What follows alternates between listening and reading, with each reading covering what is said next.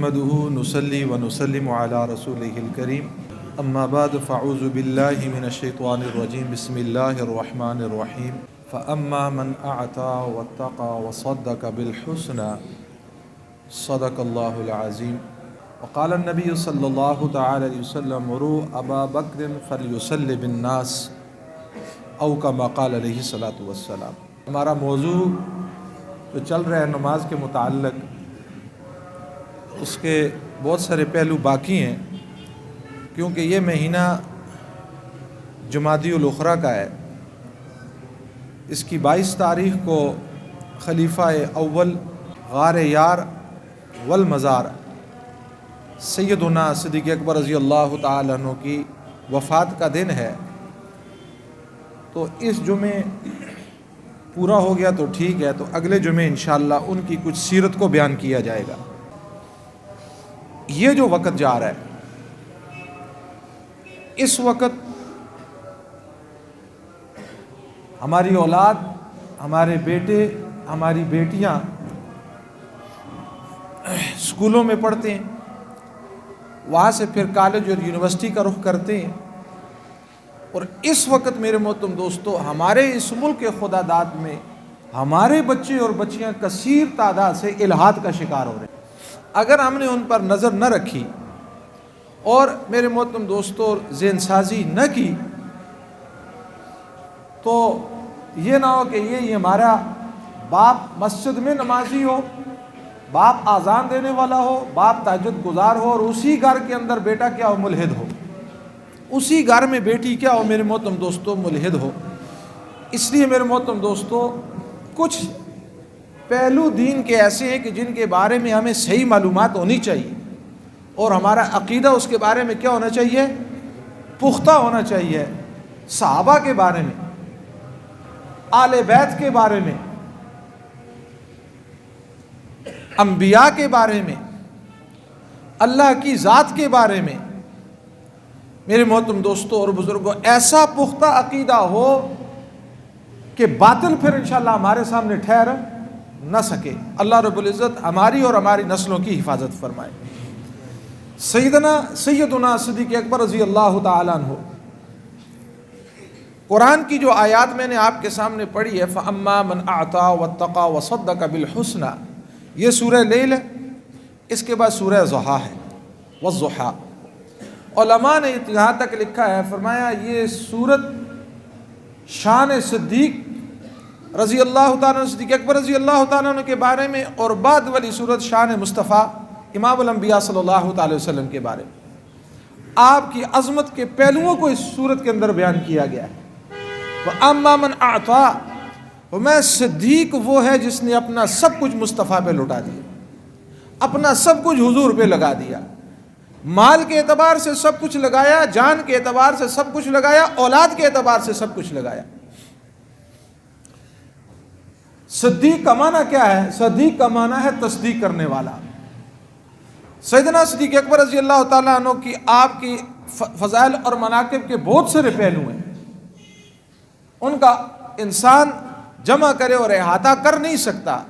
یا یوں کہ میرے محترم دوستو صدیق کون ہے؟ عکس مصطفیٰ ہے۔ کون ہے؟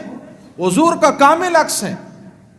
آپ کی اتباع میں، آپ کے چلنے، آپ کے نمونے، آپ کے ہر اعتبار سے کامل عکس سیدنا صدیق اکبر رضی اللہ تعالیٰ عنہ۔ سیدنا صدیق اکبر رضی اللہ تعالیٰ عنہ یمن کے سفر پر جاتے ہیں، آپ کی عادت شریفت تھی، آپ جب وہاں جاتے، کسی علاقے میں آپ جاتے ہیں، وہاں کے کسی بڑے عالم کے بارے میں، کسی بزرگ کے بارے میں آپ پوچھتے۔ جس طرح ہم کسی علاقے میں چلے جائیں تو وہاں کسی بڑے عالم کے بارے میں، کسی بڑے فقیر، کسی بزرگ، کسی پیر کے بارے میں پوچھتے ہیں، یہاں کوئی صحیح العقیدہ بزرگ پیر عالم ہے، ہم بھی ان کی خدمت میں جا حاضر ہوتے ہیں۔ تو آپ وہاں ایک شیخ تھا جس کو شیخ یزد یمنی کہتے ہیں، صدیق اکبر رضی اللہ تعالیٰ عنہ اس کی، آپ ان کے پاس گئے، بالکل بوڑھا شیخ بیٹھا ہوا، تو وہ شیخ پوچھتا ہے مسمو کا، تمہارا نام کیا ہے؟ آپ کہتے ہیں اسمی عبداللہ، میرا نام عبداللہ ہے۔ وہ بتا مسمو ابی کا، تمہارے والد کا نام کیا ہے؟ ابو قحافہ عثمان بن عامر، آپ نے نام بتایا۔ فرمایا مسمو ام کا، تمہاری ماں کا کیا نام ہے؟ آپ نے ام الخیر سلمہ بنت آپ فضل، آپ نے اپنی والدہ کا نام بتایا۔ پھر اس کی پلکیں آنکھوں کے اوپر آئی ہوئی تھی، اس نے یوں اٹھایا، اٹھانے کے بعد صدیق اکبر رضی اللہ تعالیٰ عنہ کو دیکھا، اور دیکھنے کے بعد اس نے کہا کہ میری 390 سال عمر ہے، یعنی 4 صدیاں وہ گزار چکا تھا، 400 کے قریب اس کی عمر تھی، اور کہنے لگا تورات، زبور اور انجیل تینوں کتابوں کا میں حافظ ہوں، تینوں کتابوں کو جاننے والا ہوں۔ فرمایا میری بات کو سنو، آخر الزمان پیغمبر امام الانبیاء صلی اللہ تعالی وسلم کا ظہور بالکل قریب ہے۔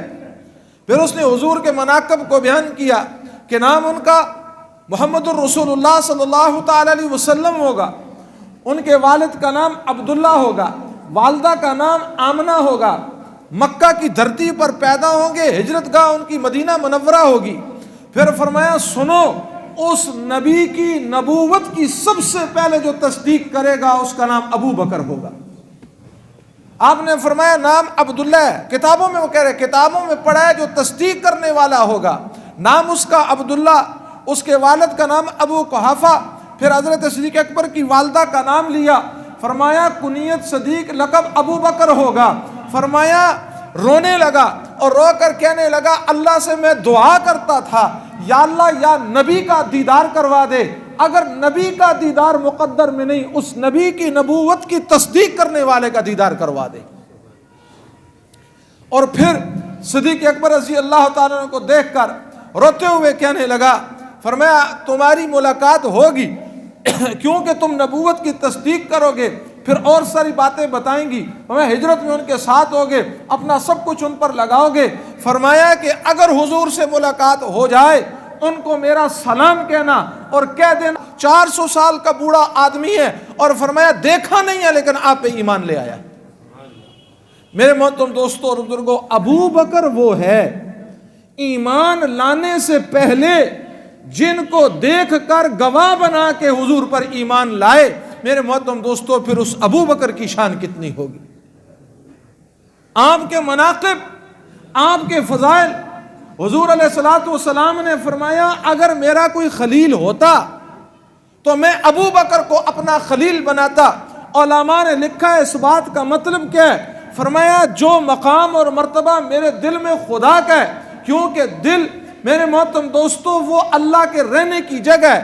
دل کیا مطلب، اللہ کے محبت کی، اور میرے محترم دوستوں اور بزرگوں اللہ کی چاشنی اور اللہ کے تعلق کی جگہ ہے۔ اگر اس کے سوا گنجائش ہوتی تو میں ابو بکر کو دل میں بٹھاتا، فرمایا میں ابو بکر کو خلیل بناتا۔ سیدنا ابراہیم علیہ السلام کے بارے میں آتا ہے، آپ کو اللہ نے کیا کہا، یہ میرا خلیل ہے۔ کسی نے پوچھا آپ کو اللہ نے یہ لقب دیا، یہ اعزاز دیا، یہ اکرام دیا کہ اللہ نے اپنا خلیل بنایا ہے؟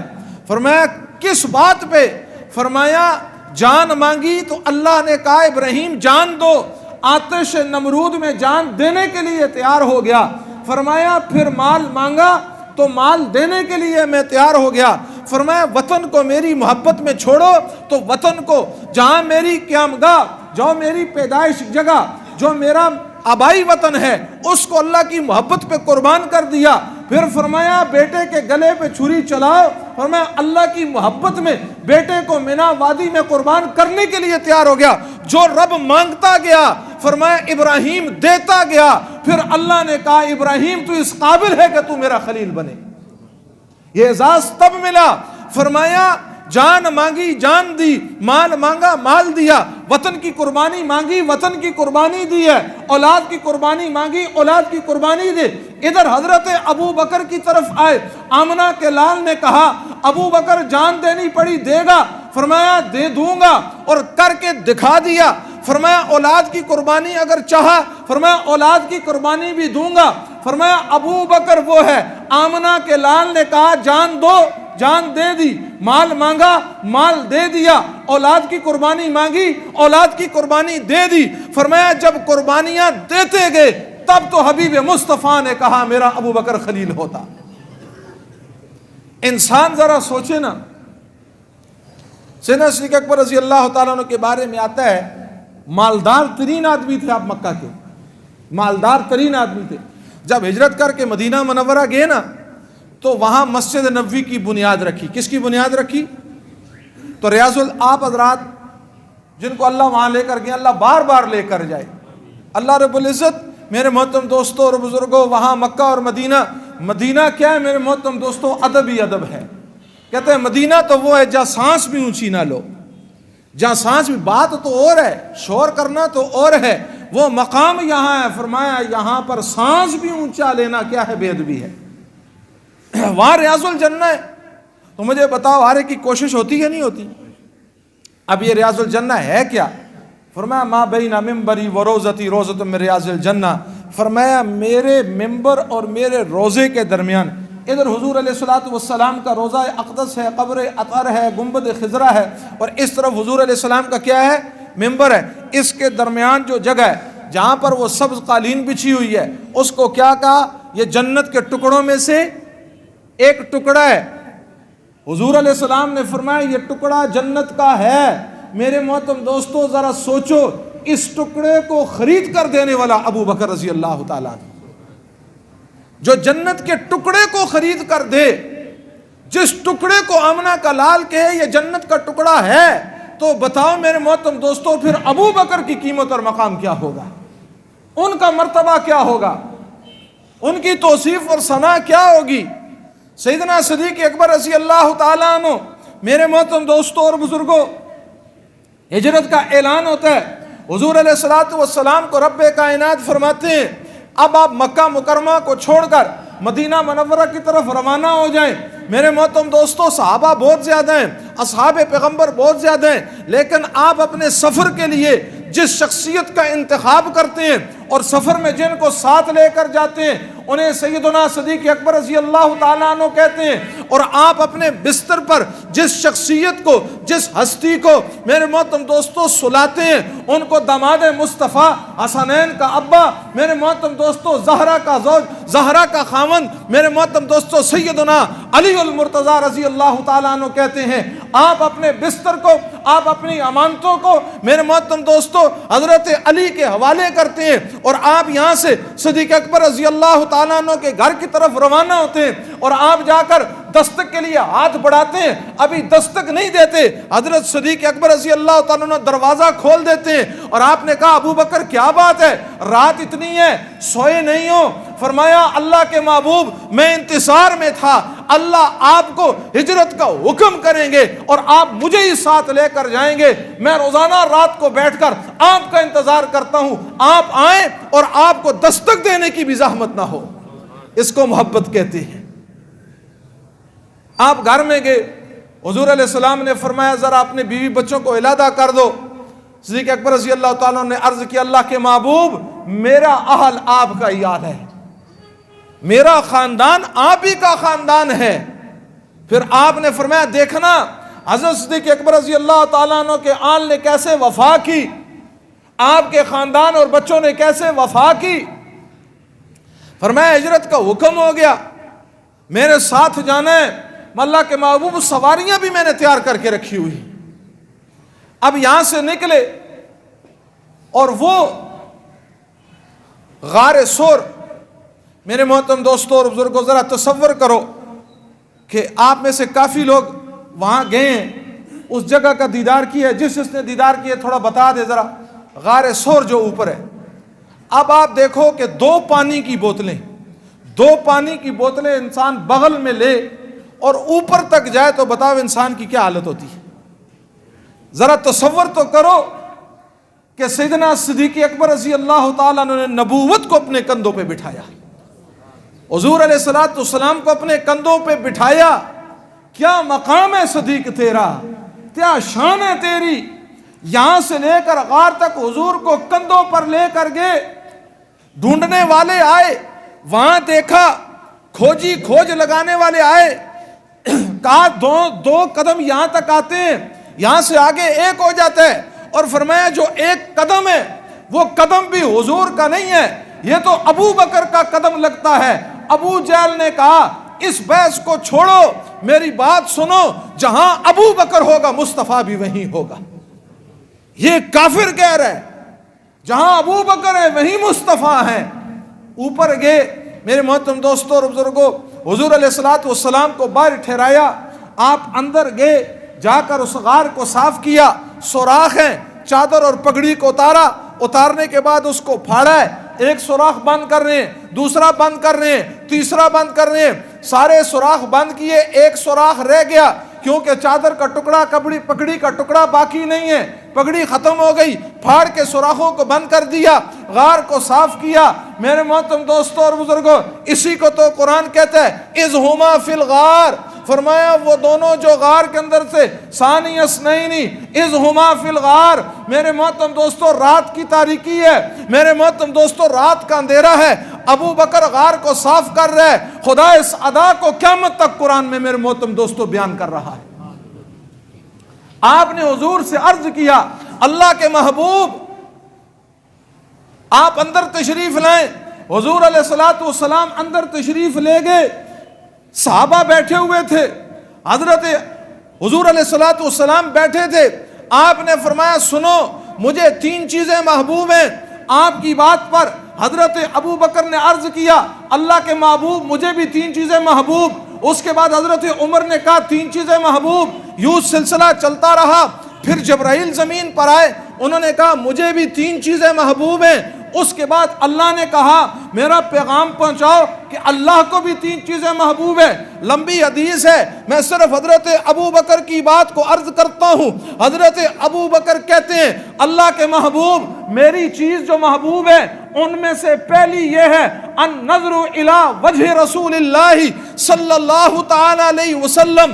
فرمایا اللہ کے محبوب مجھے یہ بات پسند ہے، مجھے یہ بات محبوب ہے، نگاہیں ابو بکر کی ہو، چہرہ مصطفیٰ کا ہو، نگاہیں ابو بکر کی ہو، دیدار آمنہ کے لال کا ہو۔ فرمایا اس بات کو میں محبوب رکھتا ہوں، پسند کرتا ہوں۔ ذرا تصور کرو حضور بیٹھے ہوئے، صحابہ کا مجمع بیٹھا ہوا ہے، حضور کا چہرہ ہے، ابو بکر بھی حضور کے چہرے کو دیکھ رہے ہیں، علی بھی حضور کے چہرے کو، میرے محترم دوستو تمام صحابہ حضور کے چہرے کو دیکھ رہے ہیں۔ اللہ نے کہا ابو بکر تو اس بات کو پسند کرتا ہے کہ چہرے کو دیکھ، غار کے اندر 3 راتیں 3 دن دے دیے، کائنات میں کوئی نہیں ہے، صرف مصطفیٰ کا چہرہ ہے، ابو بکر جی بھر کے دیکھ۔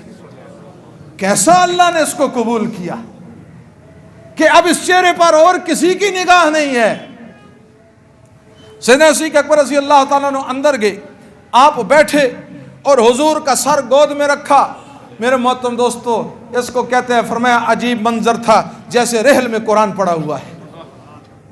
حضور عملاً قرآن ہے نا، قرآن پر ابو بکر تیری قسمت میں ناز جائیں، ہم مسجد میں قرآن کھول پر پڑھتے ہیں، تو نے 3 دنوں میں مصطفیٰ کے چہرے پہ قرآن کو پڑھا ہے۔ کیسی شان اور کیسا عظمت اور کیسا مقام ہے۔ اندر سانپ تھا، اندر ناگ تھا، وہ وہاں سے نکلا، ایک سوراخ کی طرف گیا، دیکھا بند، دوسرا بند، تیسرا بند۔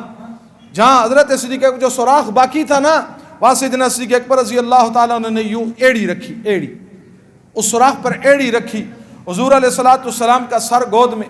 اب وہ سانپ آیا، اس نے ڈسنا شروع کیا اور تھا بھی انتہائی زہریلا۔ اب سر پہ پگڑی ہے نہیں ہے، چادر ہے نہیں ہے، حرکت کرتے ہیں تو حضور علیہ الصلوۃ والسلام کی نیند خراب ہوتی ہے۔ ابو بکر بیٹھے ہوئے ہیں، ذرا تصور کرو سانپ ڈسے جا رہا ہے، آپ نے حرکت نہیں کی لیکن درد اور کرب کی وجہ سے نگاہوں سے آنسو نکلا ہے۔ میرے محترم دوستو کیا شان ہے، کیا مقام ہے۔ ہم اس بات کو بیان کرتے ہیں اے اللہ کے محبوب آپ کی شان، آپ کا مقام یہ ہے۔ میرے محترم دوستو میں نے پہلے بھی عرض کر دیا تھا لیکن اس کی تازگی کے لیے اس بات کو عرض کرتا ہوں۔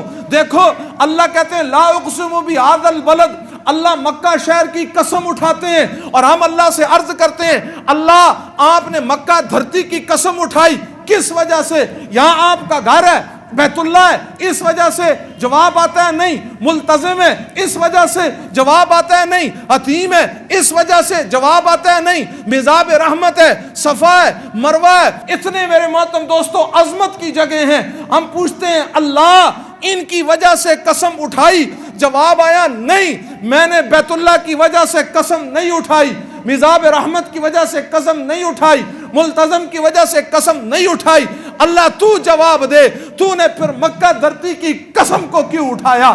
جواب آتا ہے وَأَنْتَ حِلٌّ بِهَذَا الْبَلَدِ، میں نے اس شہر کی قسم اس لیے اٹھائی کہ مکہ دھرتی کے، مکہ کے شہروں نے، مکہ کے بازاروں نے، مکہ کے ذروں نے میرے آمنہ کے مصطفیٰ کے قدموں کو چوما ہے، انہوں نے حضور کے قدموں کو بوسہ دیا ہے، اس لیے میں نے اس دھرتی کی قسم کو اٹھایا ہے۔ جب دھرتی میرے محترم دوستوں، مکہ شہر، مکہ کی زمین حضور کے قدموں کو چومے، اللہ اس کی قسم اٹھائے، ابو بکر تیری آنکھ سے آنسو نکلتا ہے، آنکھ کو حرکت نہیں دے سکتے، اور یہ آنسو آنکھ سے نکلتے ہوئے، رخساتوں سے ہوتے ہوئے، حضور کا چہرہ گود میں یہاں سے آتے ہوئے یہ آنسو رخ مصطفیٰ پہ پڑتے ہیں، حضور کے چہرے پہ آنسو پڑ رہے ہیں۔ کیا قیمت ہوگی ان آنسوؤں کی؟ حضور علیہ السلام بیدار ہوئے، ابو بکر کیا بات ہے؟ اللہ کے محبوب ایک سانپ ہے جو ڈسے جا رہا ہے۔ آپ علیہ السلام نے کہا ایڑی میرے قریب کرو، ایڑی قریب کی، میرے محترم دوستو اپنا لعاب آپ نے یوں لگایا، اور لگاتے ہی میرے محترم دوستو سارا درد ختم ہو گیا۔ کیا کہنے، کیا مقام، بہت ساری پھر تفصیل ہے میرے محترم دوستو اور بزرگوں کے۔ آنے والے آئے اوپر کھڑے ہوئے، اور میرے محترم دوستو دیکھ رہے ہیں، قدم اندر جا رہے ہیں، لیکن مکڑی نے جالا تن دیا تھا اور کبوتری نے انڈے دے دیے تھے۔ کہتے ہیں وہ جو کبوتری جس نے وہاں انڈے دیے تھے، اللہ نے اس کی نسل میں اتنی برکت عطا کی ہے کہ مکہ اور مدینہ میں اسی کی نسل ہے۔ آگے علماء نے لکھا ہے، حیات الحیوان نے بھی اس کو لکھا ہے، تحقیق ہے ان کی اپنی، لیکن اس میں شک بھی نہیں ہو سکتا۔ اور ادھر پورا خاندان میرے محترم دوستوں اور بزرگوں سیدنا صدیق اکبر رضی اللہ تعالیٰ عنہ کی خدمت میں لگا ہوا ہے۔ بیٹی کھانا پہنچا رہی ہے اسما، بیٹا جو ہے وہ بکریوں کے دودھ نکال کے پہنچا رہا ہے، اور جو خادم ہے وہ دن بھر کے حالات یہاں لا کر بتاتا ہے، آج یہ ہوا، آج یہ ہوا۔ 3 دن اور 3 رات میرے محترم دوستو امام الانبیاء صلی اللہ تعالی علیہ وسلم اور سیدنا صدیق اکبر رضی اللہ تعالیٰ اس جگہ پر رہے۔ اور وفا دیکھو نا، پھر وفا دیکھو نا، 3 دن یہاں صدیق اکبر رضی اللہ تعالیٰ عنہ نے وفا کی، اور گنبد خضرا میں قیامت تک حضور نے اپنے پہلو میں سلا دیا۔ کیسی شان اور کیسا مقام اور کیسا مرتبہ۔ اس لیے میرے محترم دوستوں اور بزرگوں آپ سے انشاءاللہ کچھ باتیں ہیں جو آگے عرض کی۔ 22 جمادی الثانی، کتنی؟ 22 جمادی الثانی وفات خلیفہ اول سیدنا صدیق اکبر رضی اللہ تعالیٰ عنہ۔ میرے محترم دوستوں اور بزرگوں دشمن مختلف طریقوں سے یلغار کرتا ہے، صحابہ کے بارے میں شک میں ڈالے گا، آل بیت کے بارے میں شک میں ڈالے گا، پھر اس کا اگلا ہدف یہاں تک نہیں ہوگا، پھر اگلا ہدف امام الانبیاء صلی اللہ تعالی وسلم کی ذات کے بارے میں شک میں ڈالے گا، اور پھر اس سے آگے اللہ کی ذات کے بارے میں شک میں ڈالے گا۔ جب یہ شک پر پڑتا چلا جائے گا میرے محترم دوستو، یہ الہاد کے دروازے اس پر کھلتے چلے جائیں گے، اور سدا دنیا میں رہنا نہیں ہے میرے محترم دوستو۔ ایمان ہی نہ رہا تو پھر کیا رہا؟ اس لیے ہمارے پاس کچھ بھی نہیں ہے، ہمارے پاس کیا ہے؟ ایک اللہ کی محبت، ایک اللہ کی محبت میرے محترم دوستو، امام الانبیاء صلی اللہ تعالی وسلم کی کامل محبت، میرے محترم دوستو اصحاب پیغمبر تمام صحابہ کی محبت، اور تمام آل بیت کی محبت۔ میری بات سمجھ آ رہی نہیں؟ اس لیے میرے محترم دوستو اور بزرگوں اپنے عقیدے کو کیا کرنا، بالکل۔ میں ایک آخری بات کر کے پھر بات کو ختم کرتا ہوں۔ مجھے بتائیں، آپ جب دکان میں جاتے ہیں تو گھٹیا چیز کو پسند کرتے ہیں؟ مجھے بتائیں نا، آج 1400 سال حضور سے ہم 1400 سال کے بعد ہیں، ہمارا معیار ہم کو گھٹیا چیز پسند کرتے ہیں؟ تو مجھے بتاؤ مانگنے والا کون ہے؟ حضور علیہ السلام ہے۔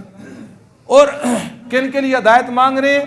جو اس وقت مکہ اور مدینہ میں موجود ہیں، ان کے لیے راتوں کو اٹھ کے اللہ پاک سے نام لے لے کر ہدایت مانگ رہے ہیں، اور ہدایت مانگ رہے ہیں، رو رہے ہیں، آنسو بہا رہے ہیں۔ میرے محترم دوستوں پھر آگے حضور کے رونے کی کیفیات، حضور کا رونا کیسا کس طرح تھا؟ بعض روایت میں آتا ہے آپ ایسا روتے تھے امت کے غم میں، آپ کے سینے سے ہڈیاں کی ابلنے کی آواز آتی تھی، اور کہتے قد وارت، آپ کے قدموں پر ورم پڑ جاتا تھا، اتنا کھڑے ہو کر آپ اللہ کے سامنے میرے محترم دوستو قرآن پڑھ رہے ہیں، اللہ سے مانگ رہے ہیں، رو رہے ہیں۔ کس کے لیے میرے محترم دوستو؟ کسی جگہ بھی یہ نہیں ہے کہ آپ نے حسن کے لیے مانگا ہو یا حسین کے لیے مانگا ہو، آپ کے جب بھی دامن اٹھا آپ نے امت کے لیے مانگا. اب بتاؤ مانگنے والے حضور علیہ الصلوۃ والسلام، دینے والا کون ہے؟ اللہ. ابو بکر کو حضور کی جولی میں کس نے دیا؟ عمر کو کس نے دیا؟ علی کو کس نے دیا؟ طلحہ کو کس نے دیا؟ زبیر کو کس نے دیا؟ ان کو ہدایت دے کے حضور کی جولی میں لانے والے، حضور کی تربیت میں لانے والے کون؟ تو ان صحابہ کی تربیت کون کر رہے ہیں؟ حضور علیہ الصلوۃ والسلام تربیت. اگر میرے محترم دوستو سمجھو، اگر ہم کسی صحابی کے بارے میں غلط عقیدہ رکھیں گے، پہلا اعتراض ہم امام الانبیاء صلی اللہ علیہ وسلم پہ کریں گے، نعوذ باللہ حضور نے تربیت ٹھیک نہیں کی.